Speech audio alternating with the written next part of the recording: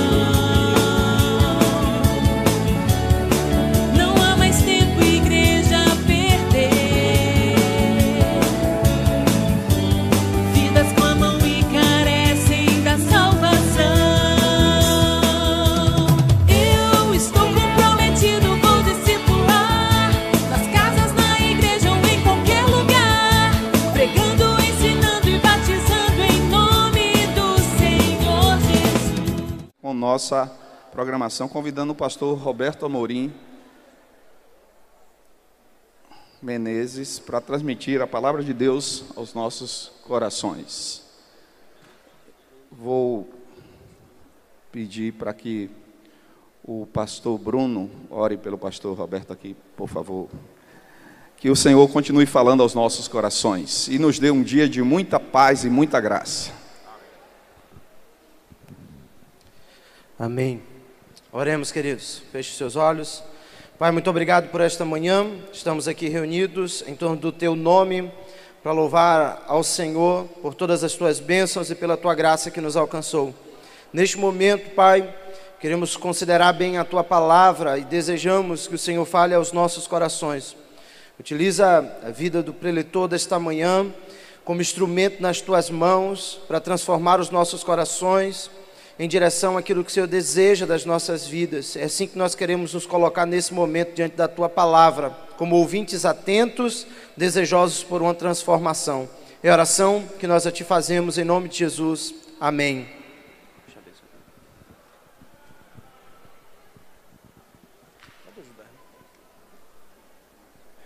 Graça e paz, irmãos e irmãs. Eu estou percebendo que hoje eu estou na contramão, sabe, de tudo que está a acontecer ao longo desses dias. A julgar pela minha roupa, afinal de contas, hoje a mesa diretora veio extremamente refinada, não foi? Mas eu resolvi vestir a camisa deste encontro e com vocês também de declarar que eu vou discipular. Daí o tema da nossa palavra na manhã de hoje. Iana? Durante todos esses dias nós ficamos aqui, de alguma forma, sendo abençoados por uma declaração: ide e fazei discípulos. No entanto, hoje eu queria trazer-lhe um outro imperativo. E o imperativo aí está, por favor, avance mais uma vez. Avance mais uma vez. Isso. Olha aqui o imperativo. Ao invés de ide, eu estou me propondo a falar com você de um outro imperativo: ficai. Isso é estranho, não? Mas, curiosamente, algumas vezes o ide de Jesus significa ficar. Se você está lembrado da história de Marcos capítulo 5, daquele homem que um dia foi endemoniado, mas foi libertado pelo poder do Cristo, ele desejou sair. Ele desejou acompanhar Jesus. No entanto, segundo o texto da palavra, a ordem de Jesus para ele foi clara: você precisa ficar. E no mesmo lugar onde você foi alvo da reprovação, onde você foi alvo do preconceito, onde você foi alvo do medo de tanta gente, é exatamente aí onde você vai ser bênção. E a Escritura Sagrada, no final lá do texto, vai dizer que toda a região de Decápolis foi alcançada a partir do testemunho daquele homem. É por isso que eu quero dizer aos irmãos que não estranhem a declaração, mas algumas vezes o ide significa ficar. E o texto que vai nos inspirar está aí, é o texto de Lucas capítulo 24, versículo de número 49. O mesmo texto que vai apontar sobre o momento da ascensão do Senhor, o mesmo texto paralelo dos textos de Mateus e de Marcos, onde Jesus coloca para os seus discípulos, para os seus apóstolos, o desafio do ide, da pregar, do fazer discípulos. Ele diz assim: ficai, porém, na cidade de Jerusalém, até que do alto sejais revestidos de poder. Por isso não estranhe a expressão que uso, porque foi o próprio Jesus que usou. Olhou para os seus discípulos e disse: olha, ficai. E eu sei que às vezes ficar, aguardar, esperar é tudo que nós não queremos. E o interessante é que nesse texto que há duas palavras ali para mim extremamente preciosas e que me causam angústia quando eu preciso esperar. É o até que, ou nas minhas palavras, no até quando. Até quando é que eu devo esperar? O interessante é que nesse texto Jesus não estabeleceu o tempo que eles precisariam esperar, mas ele deixou uma ordem clara: vocês vão ficar em Jerusalém até que do alto sejais revestidos do poder. Eu não havia preparado este sermão antes de chegar aqui, mas fiquei profundamente incomodado, no bom sentido, sabe, irmãos? É o incômodo que vem da graça, do Espírito. Quando terminei ontem a reflexão e eu fui alvo de muitas observações, de testemunhos, e eu percebi que havia no meio deste povo gente com um desejo enorme de chegar na sua igreja, na sua cidade e fazer diferença. Foi nesse momento em que eu entendi da parte do Espírito Santo de Deus que eu precisava trazer-lhes esta palavra: ficai. E eu vou tentar explicar-lhes por quê. Quando eu começo a pensar no tempo que foi preciso, a conta é muito simples, irmãos. O texto de Lucas, e é interessante observar que ele faz questão de fazer isso, inclusive fazendo um paralelo entre o primeiro tratado, o Evangelho, e o segundo tratado, o livro histórico de Atos.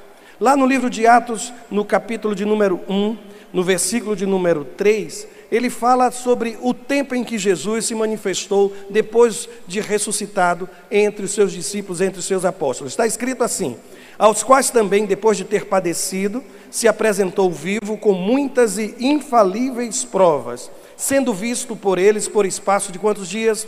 40 dias. Pode grifar, 40 dias. Portanto, o que é que eu entendo? É que Jesus, uma vez ressuscitado, ele passou 40 dias e nesse tempo ele se manifestou na vida dos seus apóstolos, na vida dos seus discípulos. Portanto, aquela grande comissão, ela acontece exatamente no 40º dia, porque logo depois o texto sagrado diz, fala ou descreve a ascensão de Jesus.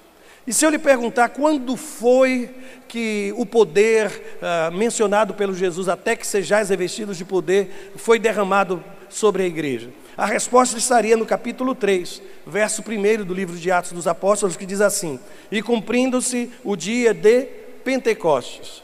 Você sabe exatamente quanto tempo existe entre a Páscoa e o Pentecostes? São exatos 50 dias. Portanto, se Jesus, ele ascendeu aos céus no 40º dia, nós temos aqui um espaço curioso, um espaço de 10 dias, entre a grande comissão e o momento em que a igreja foi revestida de poder. Eu não sei o que é que você imagina que possa acontecer num período de 10 dias. Eu não sei também se Deus tem mandado você esperar. E alguns de nós têm maior dificuldade ainda quando Deus nos responde em oração, dizendo assim: espere, ainda não, aguarde, até que. O interessante, irmãos, é que eu tenho aprendido na minha vida pessoal que não perde tempo aquele que decide esperar em Deus. E a gente precisa aprender a lidar com isso. Por quê? Porque algumas vezes Deus trabalha em decênios. Sabe o que é um decênio? Semana, 7 dias. Quinzena, 15 dias. Mês, 30 dias. Decênio, 10 dias. Exatamente 10 dias. Se você se recorda, foi nesse período de 10 dias que aqueles jovens que foram levados para a Babilônia puderam testemunhar que comer verdura e não comer a comida que era servida na mesa do rei traria ou trouxe a eles maior vigor e maior saúde. 10 dias foi o tempo em que Nabal adoeceu e veio a falecer, depois que Abigail revelou que havia intercedido junto ao rei Davi. Labão e Betuel sugeriram um período também de 10 dias para que Rebeca ficasse em casa. 10 dias, apenas 10 dias. Ficai até que sejais revestidos do poder do alto. Eu não sei como é que você lida com isso, mas avance uma vez. Quando eu penso nessas coisas, sabem, ter discípulos, ele não pode ser maior do que o seu sentimento de obediência a Deus. Por isso, ainda que tenha sido despertado na sua alma um propósito, um desejo, coloque isso nesses próximos 10 dias, na presença do Senhor. Vou mais longe. Eu quero que você entenda, e eu levei muito tempo para aprender, que Deus trabalha com processos. Às vezes nós queremos chegar ao resultado. Nós imaginamos que vida cristã seja a linha de chegada, mas vida cristã é estrada, é caminho. Eu às vezes percebo, sabe, que a gente, exatamente nesse tempo de espera, Deus está trabalhando, me ensinando, é um tempo de aprendizado. Vou mais longe, irmãos, sabe, às vezes Deus nos manda esperar porque eu e você temos uma necessidade enorme de estar no controle, e é nesse tempo que Deus disse: não, ainda não, espere, espere. Deixa eu ainda lhe dizer, eu tenho aprendido que para tudo na vida existe um tempo próprio, e Deus costuma agir no tempo próprio. Talvez você chegando, envolvido com esse sentimento, eu vou discipular, talvez atropele alguns processos, talvez atropele algumas necessidades de formação para lidar com certos desafios.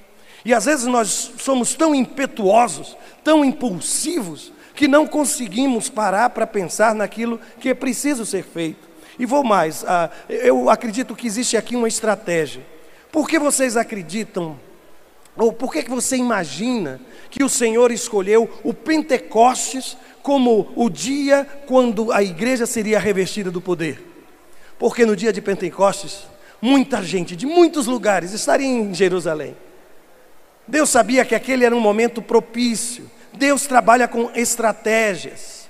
Por isso, quando chegar, deixa eu lhe dizer, quando você voltar à sua igreja, lembre-se de construir processos. Lembre de convidar outros a passar por esse mesmo processo de impacto que você passou. Senão você será um profeta solitário. Senão é possível que outros não sejam contagiados pela mesma visão.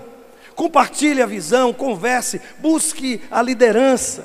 Se você é pastor, faça isso com a sua liderança. Se você não é pastor, faça isso com a sua liderança pastoral. Eu entendo, irmãos, que Deus está nos movendo, mas que nós precisamos aprender que nada no reino pode acontecer sem o revestimento do poder do Espírito Santo de Deus. Eu tenho aprendido, irmãos, e às vezes a duras penas, que não há nada neste mundo que não possa, por mais urgente que seja, que não possa e não deva ser precedido de oração. E muitas vezes, em nome da urgência, do nosso desejo de querer fazer alguma coisa, nós atropelamos processos. Por isso, eu vim aqui hoje lhes dizer: ficai, até que do alto sejais revestidos de poder. O interessante é que nesse tempo dos 10 dias, Lucas nos mostra um pouco do que aconteceu com a igreja durante aquele período. E eu posso aqui mencionar. No Evangelho, Lucas faz questão de dizer que depois de Jesus pronunciar a grande comissão, falar do Ide, acontece algo assim: e adorando, eles tornaram com grande júbilo para Jerusalém, e estavam sempre no templo, louvando e bendizendo a Deus. Você consegue perceber a mudança? Até aquele momento da grande comissão, o que eu encontro no coração, na alma dos apóstolos é medo. Pode avançar uma vez? É medo. Mas observe, aquele medo agora foi substituído por um profundo sentimento de alegria. Eles voltam em júbilo e adorando ao Senhor. Se você também se recorda, aqueles apóstolos, antes da grande comissão, estavam trancados dentro de uma casa, com as portas, como diz o texto sagrado, cerradas. E lembra-se por quê? Por causa do medo dos judeus. Só que agora, ao invés de estarem dentro de uma casa, a Bíblia vai me dizer que eles passaram a se congregar no templo, desafiando inclusive aqueles que foram responsáveis pela crucificação de Jesus. Não havia mais medo, porque quando o povo de Deus é envolvido pela perspectiva da missão, quando ele abraça apaixonadamente o Ide e sai daqui gritando aos 4 cantos da terra: eu vou discipular, o medo é dissipado, e a gente vai sair das 4 paredes, e a gente vai, se for possível, nós vamos nos reunir todos os dias lá no centro da vida religiosa judaica, no meio dos nossos inimigos, e é ali onde nós vamos ser bênção. Eu continuei a ler o texto, sabe, irmãos, e ao invés de focar no Evangelho, eu fui para o primeiro capítulo do livro de Atos. E se você já leu o primeiro capítulo, percebe claramente que Lucas ele tenta fazer uma unidade entre os dois tratados. Ele mostra claramente que o Evangelho não deve ser lido sem também ser lido o livro de Atos. E que o livro de Atos não deve ser lido sem também não ter sido alvo da minha leitura o Evangelho de Lucas. E em um momento ele diz assim: depois que Jesus acontece a ascensão do nosso Senhor, e entrando, subiram ao cenáculo, e aí notem essa expressão, onde habitavam. Há uma disputa em torno do significado dessas palavras. Alguns acham que aqui significa somente hospedar, outros acham que não, é casa mesmo de habitação, que eles estavam ali residindo. Aí o texto diz que quem é que estava ali? Pedro e Tiago, João e André, Filipe e Tomé, Bartolomeu e Mateus, Tiago, filho de Alfeu, Simão Zelote e Judas, o irmão de Tiago. Eu fico impressionado, irmãos, porque antes da grande comissão, antes da aparição do Senhor, uma vez ressurreto, o que eu vejo na vida destes homens, está escrito, é dispersão. Eles são dispersos. Ferirei o pastor e as ovelhas serão dispersas. Mas agora, depois da grande comissão, irmãos, onde é que eles estão? Eles estão juntos. E sabe, aquela comunhão que você, que transpira, sabe, que goteja do livro de Atos, ela começa aqui. Ela começa na experiência daqueles 11 que passam a viver juntos, dia após dia, 10 dias. E eu não sei o que aconteceria na sua igreja, irmãos, se porventura a porta da igreja fosse trancada e fôssemos desafiados a viver 10 dias juntos como igreja. Era bênção, irmão? Sei não, viu? Sei não, não sei não. Mas o que acontece aqui é que eu olho esse texto e sabem, todas as vezes que Lucas, Mateus, Marcos trazem aquela relação de nomes dos apóstolos, eles são organizados em pares de irmãos. Pode observar, Pedro, André, o Tiago, aí aparecem assim. Só que aqui nesse texto há algo curioso. Os 12 eles são apresentados agora em novos pares. Parece que eles se redescobrem, eles se realinham. Há uma nova formatação no grupo. Mas eu vou ainda insistir com isso, sabem? Porque eu fico impressionado com a mudança que acontece quando a igreja tem consciência de sua missão. O texto no versículo 14 vai dizer: todos estes perseveravam unanimemente em oração e súplicas, com as mulheres e Maria, mãe de Jesus, e com seus irmãos. Meus irmãos, quando eu vejo o período da Páscoa, Jesus convida os mais próximos, Pedro, Tiago e João, para passarem o que com ele? Uma noite de oração. E o que é que você vê? Sono. Eles adormecem. Mas depois que eles recebem a grande comissão, o que é que a Bíblia está dizendo? Parece que eles aprenderam a orar, não foi? Parece que finalmente aquela gente aprendeu a orar e orar com perseverança. O texto diz que eles perseveravam em oração. E aqui eu tenho um lado lindo de mulheres ali de lilás, não tem? Uma coisa assim, belíssimo. Deixa eu dizer-lhes, perceberam as irmãs a referência do texto sagrado quando falou da presença das mulheres, inclusive de Maria, mãe de Jesus? Se você se recorda, na Páscoa, o testemunho feminino foi rejeitado.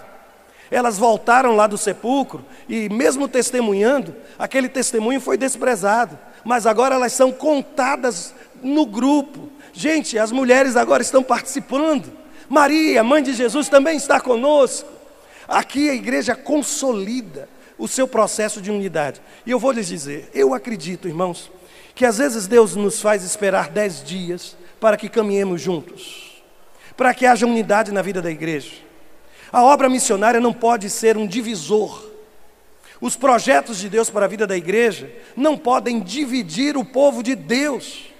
Nós precisamos marchar perseverando unanimemente em oração, passando 10 dias hospedados juntos, tomando café, almoçando, jantando. Não há coisa mais preciosa quando a gente lê o livro de Atos do que perceber a comunhão da igreja. Eu me arrisco a dizer que esta comunhão começa aqui. Porque se a liderança, se os 11 não conseguirem estabelecer unidade, não esperem que no resto da comunidade haja aquela unidade que não existe sequer entre aqueles que Deus tem separado para lidar o seu povo. Por isso, aqui está a liderança do povo batista baiano. E é aqui onde precisa ser forjada a unidade do povo de Deus, irmãos.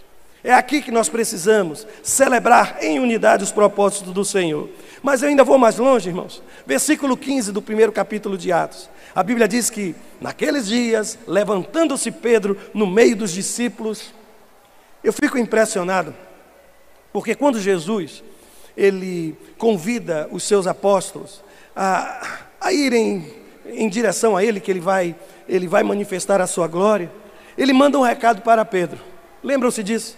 E digam a Pedro que eu estou esperando ele lá.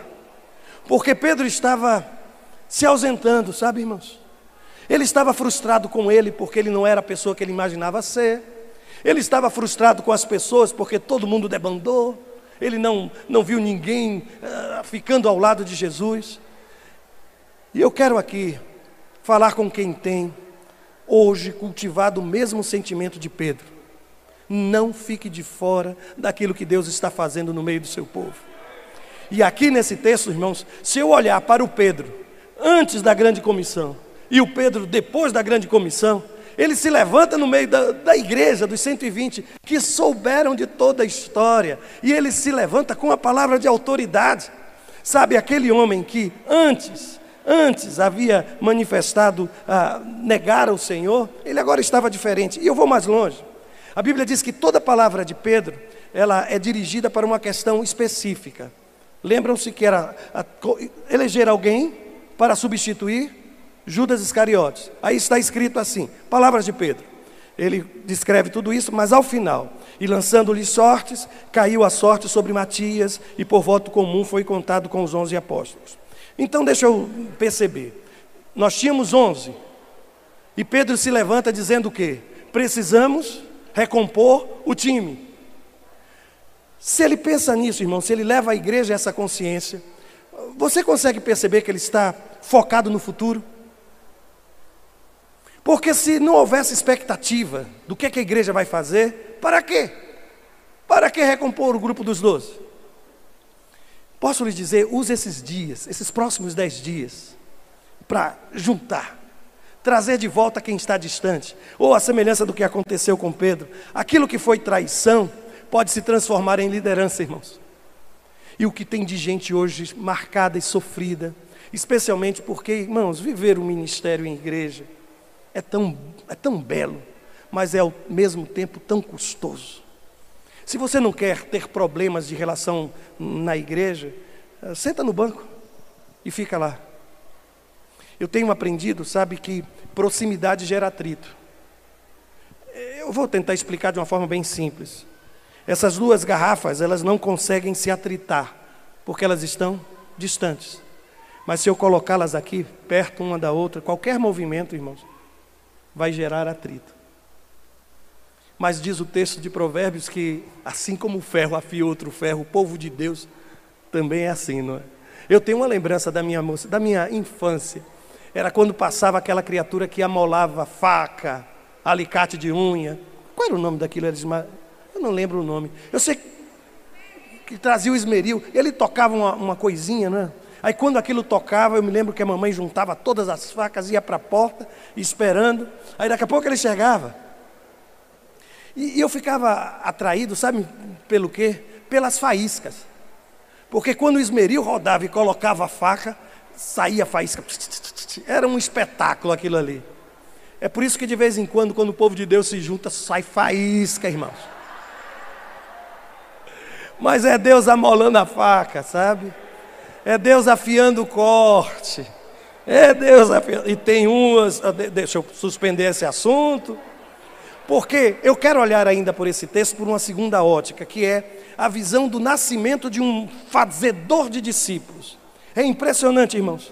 Porque esse mesmo Pedro, no capítulo 2, depois da grande comissão, no final daqueles 10 dias, acontece a manifestação do Espírito Santo de Deus, acontece o Pentecostes. E no meio daquela experiência, diz o texto sagrado que quem foi o pregador escolhido? Quem foi o pregador, irmãos, daquele primeiro ar livre, daquela primeira conferência? O apóstolo Pedro. E ele prega, meu Deus, parece com Pedro antes da Páscoa? Não parece. E no final, quantos discípulos, irmãos? A Bíblia vai me dizer assim: e naquele dia agregaram-se quase 3.000 almas. Eu tenho aprendido que ninguém se torna um fazedor de discípulos até que experimente o poder transformador do Evangelho em sua própria vida. E eu vou tentar justificar essa declaração. Porque o Pedro da Páscoa, ele... Pode avançar uma vez, por favor? Isso, mais uma vez. Isso. O Pedro da Páscoa, ele negou a sua fé com medo dos judeus. Lembram-se disso? E o texto sagrado vai nos dizer assim: primeiro ele disse, não o conheço. Depois ele disse, não sou. Depois ele disse, não sei o que dizes. Agora, observem comigo. O Pedro do Pentecostes, a Bíblia diz que ele assumiu a sua identidade como discípulo de Cristo. Em seu sermão ele chega a dizer sobre si mesmo que ele era uma testemunha, nós somos testemunhas. E há um momento, no capítulo 2, no versículo 14, meu Deus, que coisa poderosa, é que a Bíblia diz assim, que Pedro, porém, pondo-se em pé com os 11, levantou a sua voz. Aquele que se calou, agora levanta a sua voz, irmãos. 10 dias. 10 dias. E o silêncio se transformou em grito. E a negação se transformou em testemunho. Eu vou mais longe, irmãos, sabem por quê? Porque a Bíblia vai me dizer que o Pedro da Páscoa, ele se achava perfeito, acima dos demais. Eu me lembro das palavras de Pedro, quando ele disse a Jesus: ainda que venhas a ser um tropeço para todos. E eu, será que ele fez assim com a mão, hein? Ainda que seja um tropeço para todos, para mim nunca o serás.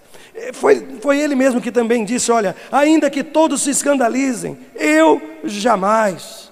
E depois em Lucas 22 ele chega a dizer: estou pronto para ir contigo para a prisão e para a morte. Mas o Pedro do Pentecostes é alguém que descobriu o poder do arrependimento, que abriu mão de toda a vaidade e de todo orgulho.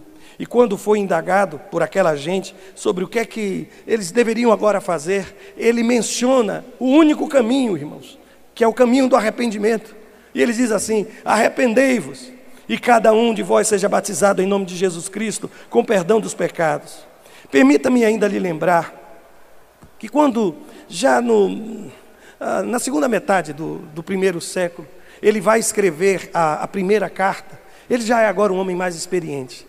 E eu acho tão belo, irmãos, quando no capítulo 5, verso 1 da primeira carta, ele diz assim: portanto eu apelo para os presbíteros que há entre vós, e o faço na qualidade de presbíteros. Agora notem essa expressão: como eles.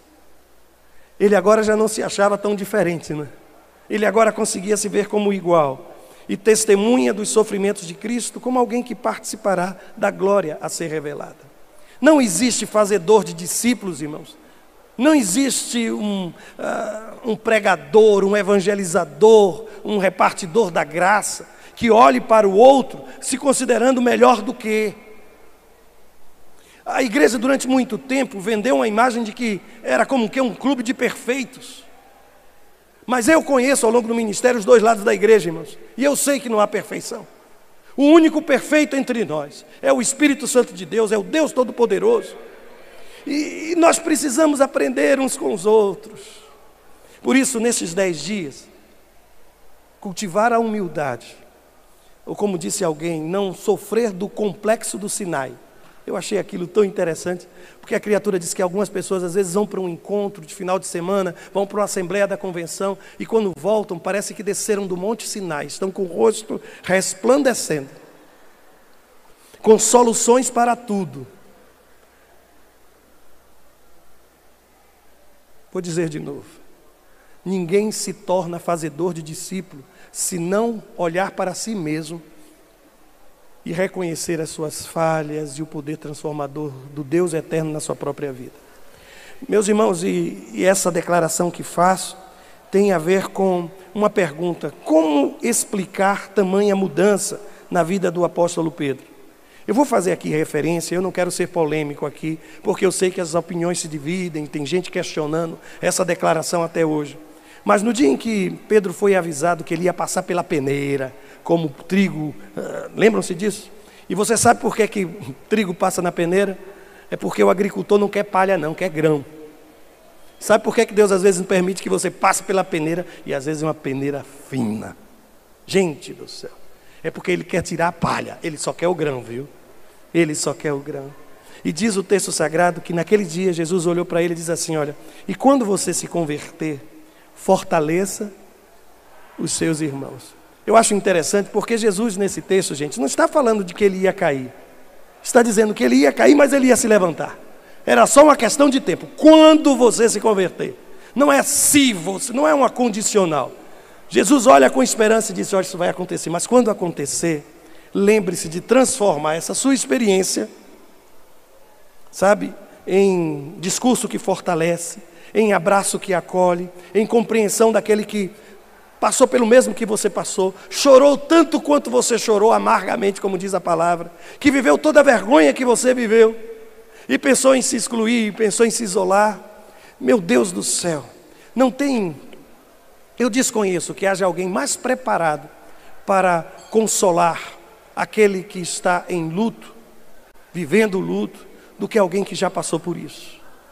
Eu desconheço que exista alguém com a mensagem de conforto e de exortação e de ânimo, tão poderoso para aquela mulher que viu o seu filho sair de casa, do que alguém que passou por isso e passou debaixo da misericórdia de Deus. É por isso que eu entendo, sabe, irmãos, que isso não tem a ver com conversão, tem a ver com essa mudança. Olha, quando você mudar, deixar de ser arrogante, Pedro, pensar que você é melhor do que os outros, quando você acabar com esse discurso vazio, achando que você já está pronto, porque eu tremo e temo sempre que alguém olha para mim e diz, nasci pronto, nasceu pronto coisa nenhuma.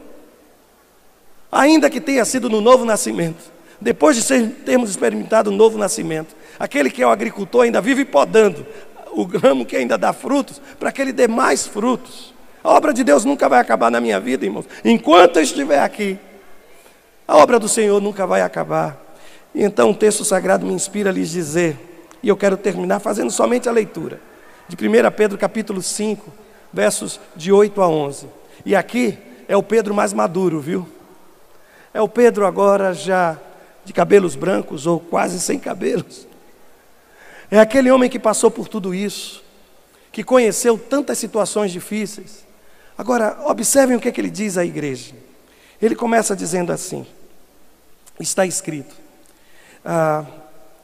sejam sóbrios e vigiem. Por favor, escuta essas palavras, lembrando da falta de sobriedade de Pedro. Ouça essas palavras, lembrando que ele não vigiou durante uma noite. E quando ele despertou, achando que agora já podia orar, Jesus disse a ele o quê? Agora não dá mais tempo. Já estão aí, quem veio me prender já chegou. Ele agora, na maturidade, ele olha para a igreja e diz, minha gente, sejam sóbrios e vigiem. E ainda acrescenta, o diabo, o inimigo de vocês, anda ao redor como um leão, diz o texto sagrado. E ele prossegue dizendo, rugindo e procurando a quem possa devorar. Resistam-lhe, permanecendo firmes na fé, sabendo que os irmãos que vocês têm em todo o mundo estão passando pelos mesmos sofrimentos.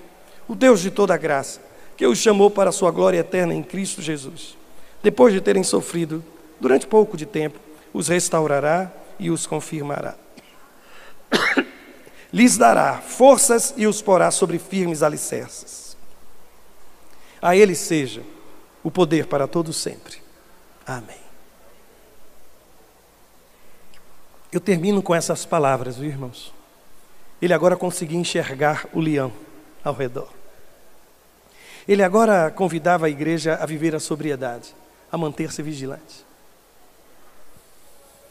Eu confesso que já fui muito mais orgulhoso e arrogante do que hoje eu sou. Eu confesso que, especialmente no tempo em que ainda estava no seminário, eu não sei se vocês passaram por isso, mas era impressionante, porque quando eu estava ainda no seminário, eu tinha resposta para tudo. Eu às vezes visitava uma igreja, ouvia um sermão, e eu não sei o que foi que aconteceu, que quando eu mergulhei no ministério, eu descobri que eu não sabia absolutamente nada. E eu descobri que Deus é quem sabe realmente de todas as coisas. Eu, depois de 14 anos como pastor em Recife, fui para Maceió, e por um instante eu imaginei, eu agora vou assumir uma nova igreja, um novo ministério, mas com toda essa experiência, vai ser bem mais fácil. Sabe, foi o que eu percebi? É que eu sabia, talvez conhecesse alguma coisa, de como ser pastor lá naquela igreja em Recife. Mas eu não sabia como ser pastor naquela igreja em Maceió. E sabe o que aconteceu? Eu precisei me reinventar, reconstruir, aprender de novo. Eu sei que Deus vai levantar aqui um exército de discipuladores. Eu sei que Deus vai levantar aqui um exército de gente compassiva, de gente acolhedora, de gente que vai chegar na sua igreja cheio de planos e sonhos. Por favor, não permita que aquele que está rodeando desestimule, sabe, acabe com a sua motivação, porque você pode chegar ali, sabe, espera 10 dias, irmã, espera, até que, quando você chegar, não chega com o salto, desculpa a expressão, viu, mas com um salto tão alto de Pedro, olhando os outros como menores do que, mas se junta, conversa, chama alguém para tomar um cafezinho, aquela irmã que você quando percebeu que Deus estava querendo, se aquela irmã, aquele irmão pode me apoiar, leva para tua casa um cafezinho, gente, um cafezinho, café.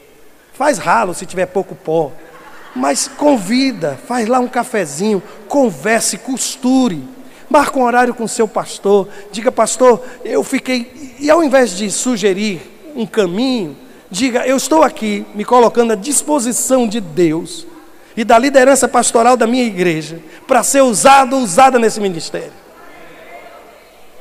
Se Deus lhe chamou para ser diácono, não queira ser pastor. Se Deus lhe chamou para ser professor de escola dominical, ensine. Se Deus lhe chamou para ser aluno da escola dominical, não queira tomar o lugar do professor. Fica naquilo que o Senhor lhe chamou. Porque até que sejamos revestidos do poder do alto, nós temos consciência de como fomos chamados e para onde fomos chamados. Porque eu vou discipular. Eu vou discipular. Amém e amém, irmãos.